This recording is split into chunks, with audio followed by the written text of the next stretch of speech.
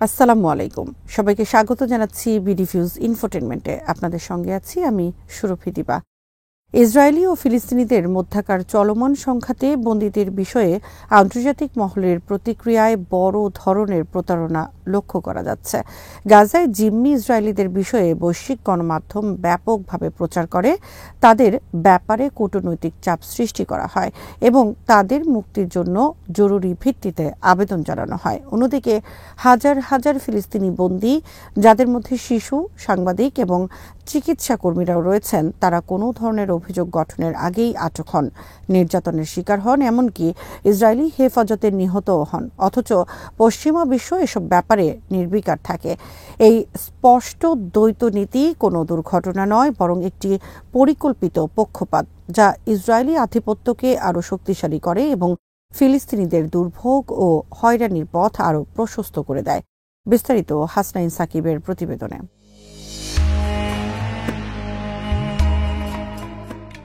2023 সালের 7 অক্টোবর থেকে অন্তত 59 জন ফিলিস্তিনি বন্দী ইসরায়েলি হেফাজতে মারা গেছেন। আন্তর্জাতিক গণমাধ্যমে তাদের নাম সেভাবে কখনোই উল্লেখ করা হয়নি। আর এই নীরবতার সুযোগ নিয়ে ভয়াবহ বন্দী নির্যাতন করার পরও ইসরায়েলি কর্মকর্তারা সম্পূর্ণ দায়মুক্তি পেয়ে যান। ইসরায়েলের কারাগারগুলো ফিলিস্তিনি বন্দীদের জন্য কার্যত ডেথ সেলে পরিণত হয়েছে, অথচ এরপরও গোটা বিশ্ব পুরো অনাচারটাই নীরবে সহ্য করে যাচ্ছে। এর মধ্যে একজন হল মুসাফ হানিয়ে, যাকে কয়েকদিন আগে তার ইসরায়েলি কারারক্ষীরা হত্যা করেছে। তার নির্মম মৃত্যু কোনো বিচ্ছিন্ন ঘটনা নয় এবং এটি একটি পরিকল্পিত নির্যাতন নীতির অংশ, যেখানে বন্দীদেরকে নিয়মিত ও নির্মমভাবে মারধর করা হয়, অনাহারে রাখা হয়, প্রতিকূল আবহাওয়ায় অনাদরে ফেলে রাখা হয় এবং ইচ্ছাকৃতভাবে তাদের চিকিৎসায় অবহেলা করা হয়। এত গুরুতর মানবাধিকার লঙ্ঘনের পরও কোনো পশ্চিমা সরকার আজ পর্যন্ত ইসরায়েলি কারাগারে নিহত ফিলিস্তিনিদের হত্যার বিষয়ে স্বাধীন তদন্তের দাবি জানায়নি।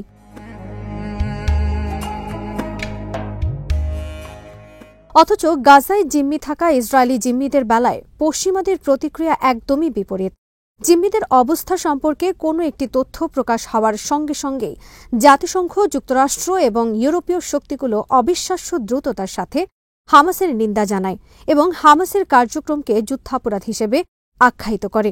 অথচ এই কণ্ঠস্বরগুলোই ফিলিস্তিনিদের ইসরায়েলি কারাগারে নির্যাতন ও হত্যা প্রসঙ্গে পুরোপুরি নীরব থাকে। যখন ফিলিস্তিনিদের লাশ কফিনে করে ইসরায়েলি কারাগার থেকে বেরিয়ে আসে, তখন জাতিসংঘের কোনো জরুরি অধিবেশন আয়োজন করা হয় না। ইসরায়েলের কারাগার ব্যবস্থা শুধু ফিলিস্তিনিদের আটকই করেনি, বরং তাদের মনোবল ও জীবনী শক্তি চূর্ণ করে দেয়। ইসরায়েলিরা আরেকটি অন্যায় নীতিরও চর্চা করে, যাকে বলা হয় অ্যাডমিনিস্ট্রেটিভ ডিটেনশন। ইসরায়েল উত্তরাধিকার সূত্রে ব্রিটিশ ঔপনিবেশিক শাসন থেকে এই অন্যায্য নিপীড়ন কৌশলটি রপ্ত করেছে। এই নীতির আওতায় ইসরায়েল যে কোনো ফিলিস্তিনি বন্দীকে কোনো ধরনের অভিযোগ বা বিচার ছাড়াই অনির্দিষ্টকাল আটক রাখতে পারে।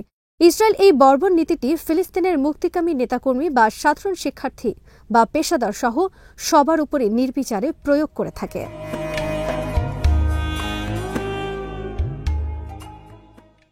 এক্ষেত্রে ডক্টর হুসাম আবু সাফিয়ার কথা বলা যায়, যিনি কামাল আদওয়ান হাসপাতাল থেকে অপহৃত হয়েছিলেন। যুদ্ধক্ষেত্রে স্বাস্থ্যকর্মীদের আটক করা আন্তর্জাতিক আইনের চরম লঙ্ঘন। তবুও পশ্চিমা গণমাধ্যম এই মানুষটির উপর চালানো নির্যাতনের খবর এড়িয়ে গেছে। শুধু তাই নয়, ইসরায়েল যখন হাসপাতালগুলিকে রাজনৈতিক নিপীড়নের ভিকটিম হিসেবে ব্যবহার করছে, তখনও পশ্চিমা বিশ্ব কোনো প্রতিক্রিয়া দেখায়নি। ফিলিস্তিনি ডাক্তার এবং সাংবাদিকদের নিয়মিতভাবেই আটক করা হয়। ইসরায়েল নিরাপত্তা হুমকির অভিযোগে তাদের আটক করে, কিন্তু কিভাবে তারা নিরাপত্তা হুমকি হয়ে উঠলেন তা স্পষ্ট করে না। এই অভিযোগে আটক সকল বেসামরিক নাগরিকের সাথে ইসরায়েল অমানবিক আচরণ করে। এরকম ভিকটিমদের মধ্যে যারাই কারাগার থেকে বেঁচে ফেরে, দেখা যায় তারা শরীরে অসংখ্য নির্যাতনের দাগ বহন করছেন।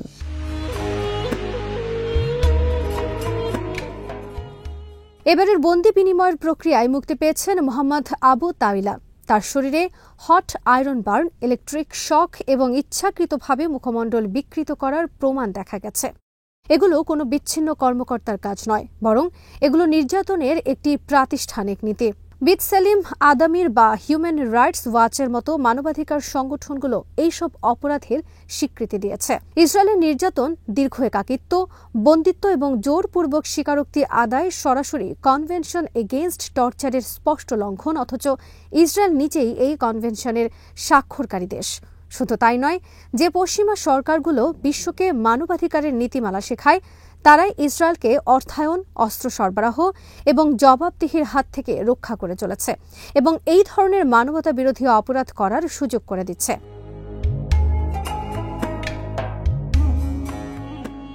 2023 সালের মে মাসে ফিলিস্তিনি বন্দী খাদার আদনান 86 দিনের অনশন ধর্মঘটের পর মারা যান।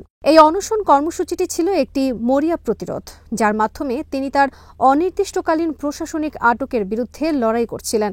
একজন রাজনৈতিক বন্দী হিসেবে আদনান তার দমনকারীদের বিরুদ্ধে লড়াইয়ের জন্য তার শরীরকেই শেষ অস্ত্র হিসেবে ব্যবহার করেছিলেন। তাকে তার সেলে মৃত্যুর জন্য ফেলে রাখা হয়।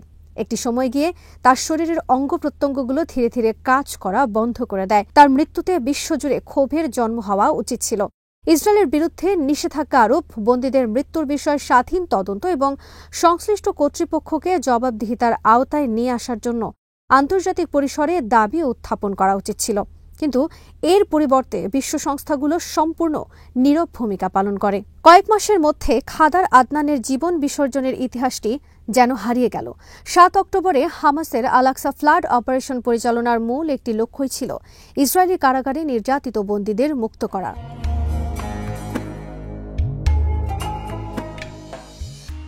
অথচ ইসরায়েল এই নির্যাতনের প্রসঙ্গগুলো বরাবরই ধামাচাপা দিয়ে যেতে চায়। কিন্তু ইসরায়েলি জিম্মিদের ব্যাপারে পশ্চিমাদের ভূমিকা ও প্রতিক্রিয়া একদমই উল্টো। ইসরায়েলি কোনো সৈন্য বন্দী হওয়া মাত্রই পশ্চিমারা তার মুক্তির দাবি তোলে। কিন্তু যখন এক ফিলিস্তিনি বন্দী ঠান্ডা অন্ধকার সেলে 86 দিন অনাহারে থেকে মারা যায়, তখন বিশ্ব দেখেও না দেখার অভিনয় করে।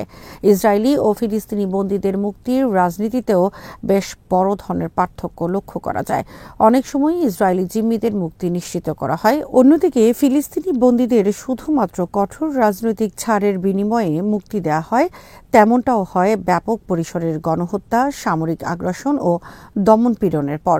প্রতিটি বন্দি বিনিময়ের আগে চলে গণগ্রেফতার, বোমা হামলা এবং ফিলিস্তিনি সম্প্রদায়ের উপর নির্মম দমন অভিযান। বিশ্ব কখনোই ইসরায়েলের কাছে অবৈধভাবে আটক ফিলিস্তিনিদের মুক্তির দাবি জানায় না, যদিও এটি আন্তর্জাতিক আইনের স্পষ্ট লঙ্ঘন।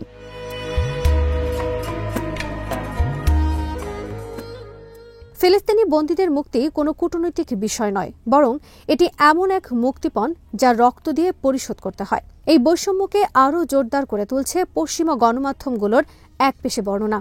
ইসরায়েলি বন্দীদের বলা হয় জিম্মি বা অপহৃত সৈনিক। এমনটা বলা হয় যাতে এই জিম্মিদের প্রতি সহানুভূতি তৈরি হয়।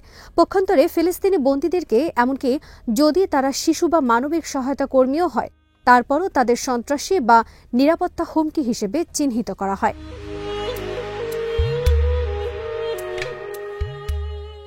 এই ভাষার অপব্যবহার ইচ্ছাকৃত।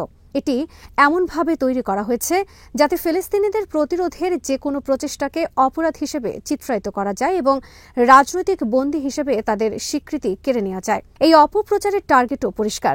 এর লক্ষ্যগুলো ফিলিস্তিনিদেরকে সবসময় অপরাধী হিসেবে উপস্থাপন করা, দখলদার অপশক্তির ভিকটিম হিসেবে নয়। ইসরায়েলি বন্দীরা পশ্চিমা গণমাধ্যমে সর্বদা মনোযোগের কেন্দ্রে থাকে। এই মিডিয়াগুলো নিয়মিতভাবে জিম্মিদের পরিবারগুলোর সাক্ষাৎকার নেয়, বিশ্ব নেতারাও তাদের সাথে দেখা করেন। অথচ ফিলিস্তিনি বন্দীরা আরও ভয়াবহ নির্যাতনের শিকার হলেও তাদের নাম পর্যন্ত উল্লেখ করা হয় না। সাম্প্রতিক মাসগুলোতে মার্কিন পররাষ্ট্রমন্ত্রী বা মার্কিন প্রেসিডেন্টের মধ্যপ্রাচ্য বিষয়ক দূত একাধিকবার ইসরায়েলিদের জিম্মিদের পরিবারদের সাথে দেখা করেছেন, কিন্তু একটিবারও ফিলিস্তিনি ভিকটিমদের সাথে কথা বলার, এমনকি গাজার বাস্তুচ্যুত মানুষগুলোর সাথে কথা বলার প্রয়োজন বোধ করেননি।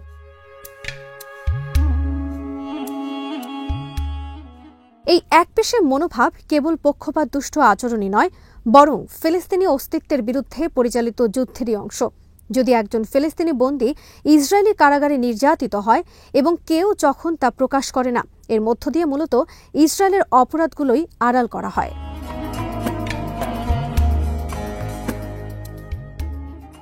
আন্তর্জাতিক অপরাধ আদালত বা আইসিসির পক্ষে অধিকৃত ফিলিস্তিনি ভূখণ্ডে অপরাধ তদন্তের এখতিয়ার থাকলেও ইসরায়েলের কারাগারগুলোতে পরিচালিত সাংগঠনিক নির্যাতন সম্পর্কে তারা কখনোই কিছুই করেনি।